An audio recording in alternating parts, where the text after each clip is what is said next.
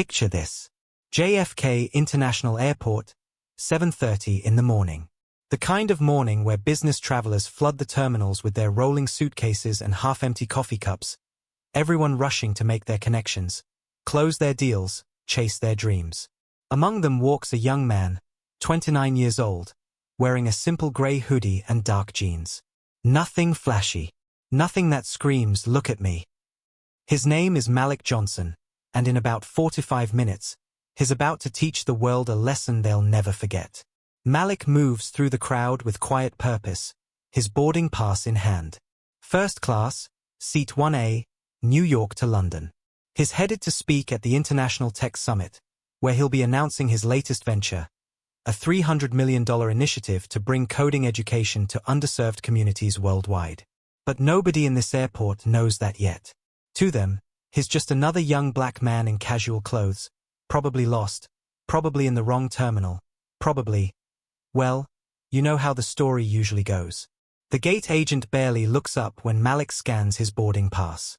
The beep confirms what the ticket says, first class, seat 1A. He walks down the jet bridge, that strange tunnel between worlds where economy passengers trudge past the privileged few already settled in their wide leather seats. The flight attendants, busy with their pre-flight preparations, offer professional smiles as Malik steps aboard. He nods politely, makes his way to the front of the cabin, and that's when he sees it. His seat, 1A, the one he specifically chose because it offers the most legroom and privacy for the 8-hour journey ahead, is already occupied.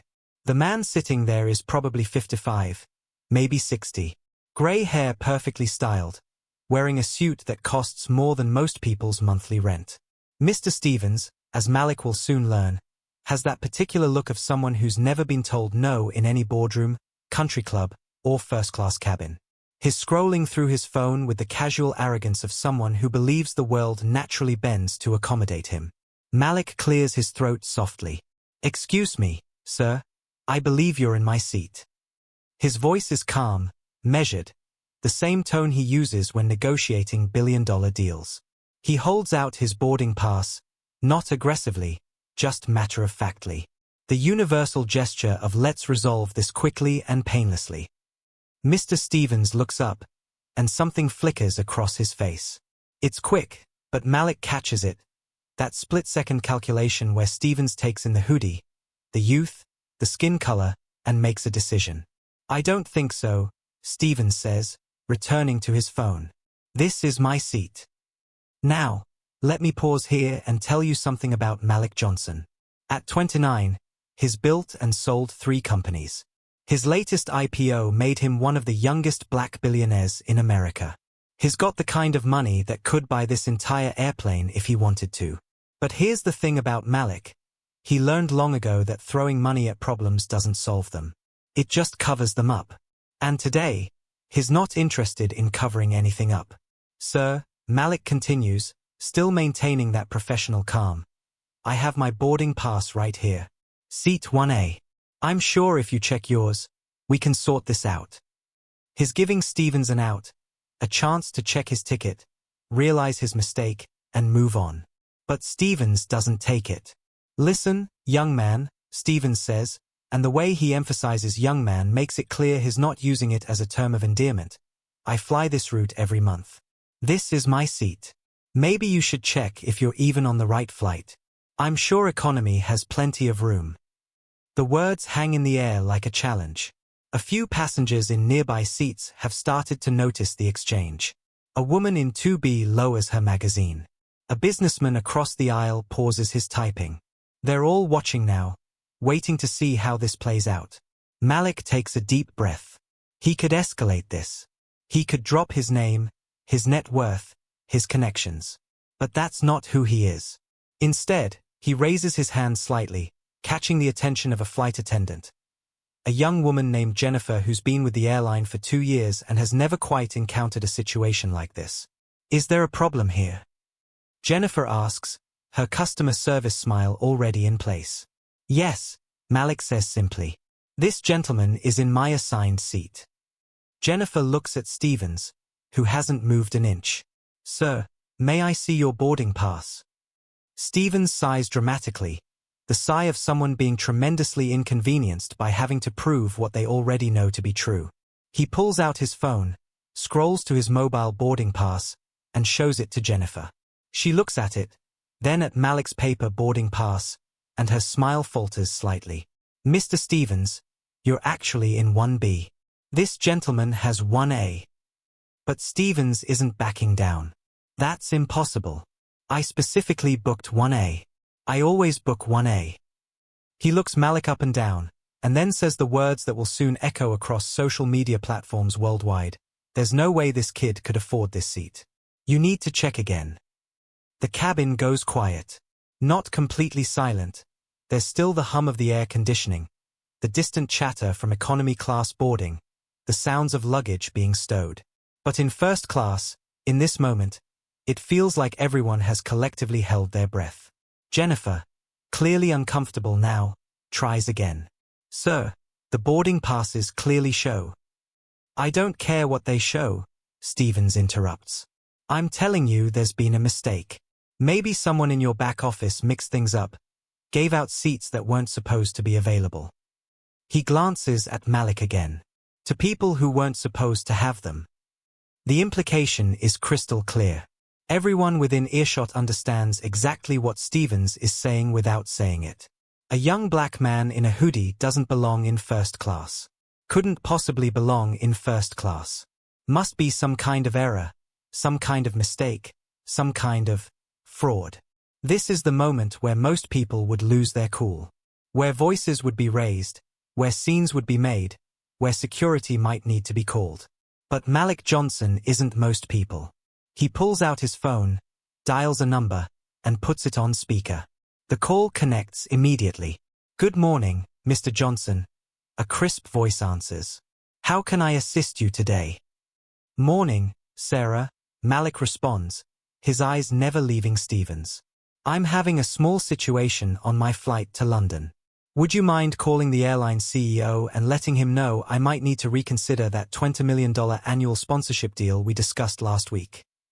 The effect is immediate. Jennifer's eyes widen. A few passengers who were pretending not to watch are now openly staring. Someone in row 3 whispers, "Wait, is that Teji Malik Johnson?" Sarah's voice continues through the speaker. Of course, Mr. Johnson. Should I also contact the London team to reschedule your summit keynote? Not yet, Malik says calmly. Let's see if we can resolve this first. Before we continue, let me ask you something. When was the last time you witnessed discrimination and did something about it? Because that's what's happening in the rows behind Malik right now. Phones are coming out. Not to scroll through social media, but to record. To document. To bear witness. If you're watching this and you want to hear more stories that challenge us to think about justice and dignity in our daily lives, make sure to hit that subscribe button and join our community of conscious storytellers. Now, Jennifer the flight attendant has gone pale. She excuses herself quickly, probably to find her supervisor, maybe to Google Malik Johnson's name and confirm what she's starting to suspect. That the young man in the hoodie standing calmly in the aisle is worth more than the aircraft she's standing in. Stevens, meanwhile, has also pulled out his phone, but for a different reason. He's trying to look unbothered, scrolling through emails, but Malik notices his hands are slightly shaking. The power dynamic has shifted, and Stevens knows it. A senior flight attendant arrives, a woman named Patricia who's been flying for 15 years and has seen everything from medical emergencies to marriage proposals at 30,000 feet. Jennifer whispers urgently in her ear, gesturing between Malik and Stevens. Patricia's expression changes from professional concern to something approaching panic. Mr. Johnson, Patricia says, and the fact that she knows his name without being told speaks volumes. I am so sorry for this confusion. We'll get this sorted immediately. She turns to Stevens. Sir, I'm going to need you to move to your assigned seat. Stevens' face is red now. Not from embarrassment, but from anger. This is ridiculous. I'm a platinum member. I fly first class twice a month. And you're going to take the word of. He stops, perhaps realizing that finishing that sentence out loud would confirm what everyone already knows he's thinking. Sir, Patricia says more firmly. Please move to 1B. Stevens stands up slowly, making a show of gathering his belongings. His laptop, his expensive leather briefcase, his sense of entitlement that's been shaken but not broken. He moves to 1B, just inches away from where he was sitting, but those inches might as well be miles. It's not about the seat anymore. It never was. Malik could sit down now. He could take his victory and let the flight continue. But something else is happening. His phone buzzes with an alert. Then another. Then Patricia's radio crackles to life. We need security at gate B7 immediately. The cabin fills with confusion. Passengers are murmuring, trying to understand what's happening. Is there a threat? Is someone sick? The tension that had just started to dissipate comes rushing back. 4 airport security officers board the plane, moving with purpose but not panic. They walk past Malik, past the first row, and stop at 1B. At Mr. Stevens. Mr. Richard Stevens, the lead officer asks. Stevens looks up, his arrogance replaced with confusion. Yes? What's going on?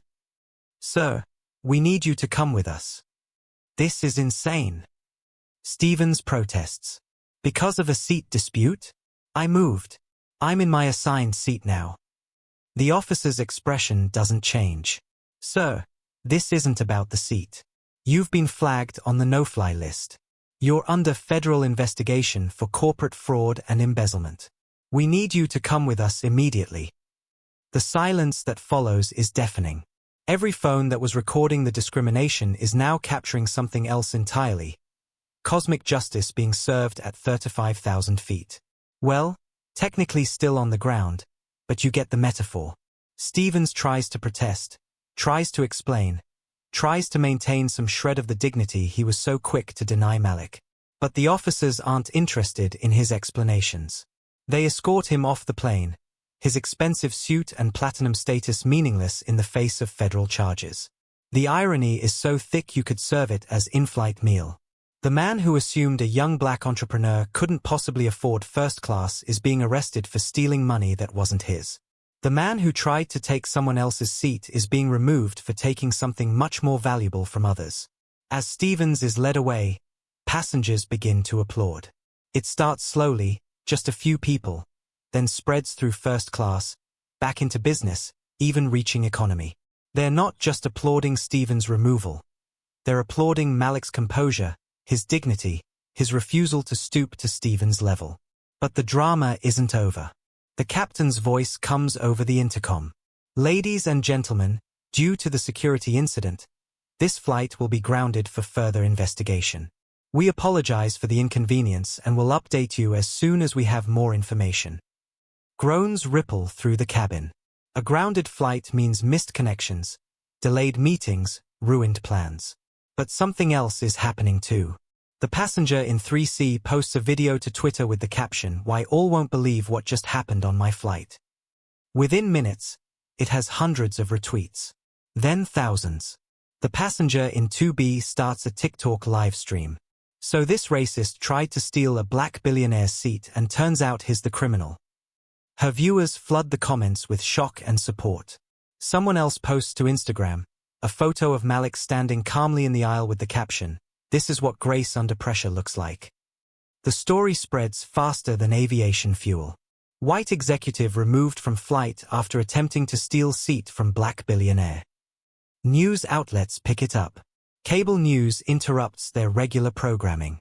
The airline's PR department goes into crisis mode.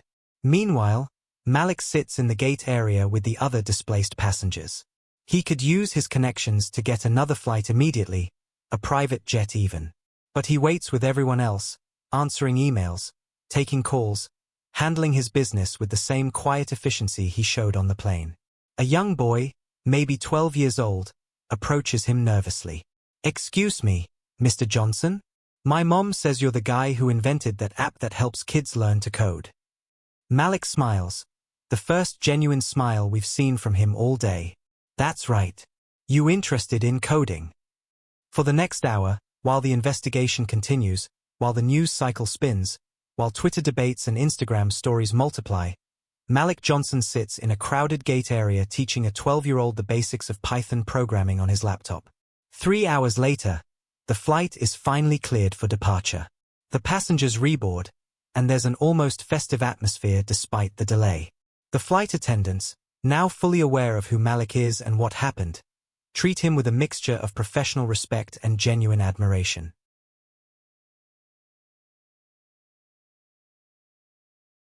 Jennifer approaches him as he settles into 1A, his seat, finally. "Mr. Johnson, I want to apologize. When Mr. Stevens first refused to move, I should have been more assertive. I let his attitude influence how I handled the situation." Malik looks at her with understanding. "You were doing your job in a difficult situation. But can I give you some advice?" She nods eagerly. "Next time someone tries to make another passenger feel like they don't belong, remember that belonging isn't about what someone looks like or what they're wearing. It's about who paid for the ticket. And even more than that, it's about treating every passenger with the same respect, whether they're in 1A or 35E. Jennifer nods, tears forming in her eyes. "I'll remember that. Thank you." As the plane finally takes off, climbing into the darkening sky, Malik opens his laptop. He could work on his summit presentation, review quarterly reports, or answer the dozens of emails flooding his inbox from media outlets wanting his comment on the incident. Instead, he opens a blank document and begins to type. "Today, I was reminded that no matter how far we rise, some people will always try to pull us down. Not because of what we've done, but because of what we look like. Mr. Stevens assumed I didn't belong in first class. He was wrong about that, but more importantly, he was wrong about something else, that dignity and worth are determined by appearance rather than character." He continues typing, crafting a statement that will soon be read by millions. "I could have handled the situation differently. I could have immediately announced who I was, what I'm worth, what I've accomplished. But that would have sent the wrong message. It would have suggested that I deserved respect because of my money, not my humanity. Every person, regardless of their bank account, deserves to be treated with dignity. The young woman flying to her first job interview deserves the same respect as the CEO flying to close a merger. The student in economy deserves the same courtesy as the executive in first class." Malik pauses, thinking about Stevens being led away in handcuffs. "As for Mr. Stevens, I take no joy in his downfall. His alleged crimes will be handled by the justice system. But I hope his story serves as a reminder that the assumptions we make about others often say more about us than about them. He assumed I didn't belong, while allegedly stealing from others himself. He questioned my right to a seat I paid for, while potentially taking money that wasn't his."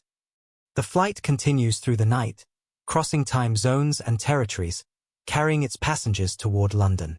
In the cabin, people are still talking about what they witnessed. Some are sharing their own stories of discrimination, of times they were made to feel small or unwelcome. Others are reflecting on their own biases, their own assumptions. A businessman in 3A admits to his seatmate that he initially thought the same thing as Stevens, that Malik must have been in the wrong place. "I'm ashamed to admit it," he says, "but when I saw him in that hoodie, I made an assumption. I've got some serious thinking to do." The woman in 2B is on her third TikTok video, reading comments from viewers sharing similar experiences. "This is bigger than just one incident," she says to her camera. "This is about all the times we've been told we don't belong, we're not good enough, we're in the wrong place." Meanwhile, Malik finishes his statement with these words, "Real power isn't in money. It's in how you handle disrespect. It's in maintaining your dignity when others try to strip it away. It's in teaching through example rather than retaliation. Today, I kept my seat not because I'm a billionaire, but because it was mine. Tomorrow, someone else will face their own Mr. Stevens. I hope they remember that their worth isn't determined by someone else's prejudice." He hits send, posting the statement to his social media platforms. Within minutes, it has thousands of likes, shares, and comments. Celebrities retweet it. News anchors read it on air. It becomes more than just a viral moment. It becomes a movement.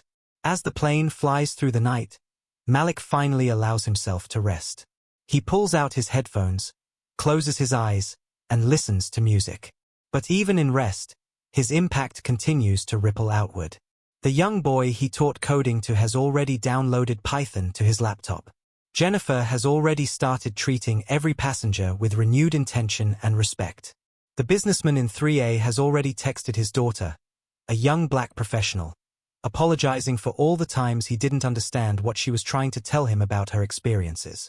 When the plane finally touches down in London 8 hours later, Malik Johnson walks off not as a victim of discrimination, but as someone who turned a moment of ugliness into a lesson in grace. The summit organizers meet him at the gate, having followed the story online, and upgrade him from speaker to keynote. His message about bringing coding to underserved communities now has an even more powerful context. It's not just about teaching skills. It's about opening doors that people like Stevens would prefer to keep closed. The ripple effects continue for weeks. The airline implements new training programs on unconscious bias and discrimination. Other passengers from the flight write op-eds about what they witnessed and learned. The young boy Malik taught coding to starts a programming club at his school. And Stevens? His legal troubles become a cautionary tale, but more than that, his actions on that flight become a mirror for society to examine its own prejudices. How many times have we made assumptions about who belongs and who doesn't? How many times have we been the Stevens in someone else's story? This is the power of dignity in the face of discrimination. This is what happens when someone refuses to let another person's prejudice define their worth.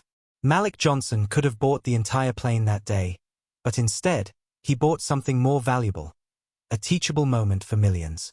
So I ask you, if you've ever been made to feel like you don't belong somewhere, what did you do about it? How did you maintain your dignity while standing your ground? Share your stories in the comments below, because every experience matters, every voice deserves to be heard, and every seat we've rightfully earned is worth defending. The sun rises as Malik's plane lands in London, a new day literally and figuratively dawning. And somewhere, in a federal holding facility, Richard Stevens sits in a different kind of assigned seat, finally in a place where his assumptions and arrogance can't hurt anyone else. Justice doesn't always arrive so poetically, so immediately, so completely. But on this particular morning, on this particular flight, it did. And millions of people around the world got to witness what it looks like when dignity meets prejudice, when composure conquers chaos, and when the person trying to steal someone else's seat turns out to be the real thief all along. Disrespect. And on that morning flight from New York to London, Malik Johnson showed the world what real power looks like. So I ask you, if you've ever been made to feel like you don't belong somewhere, what did you do about it?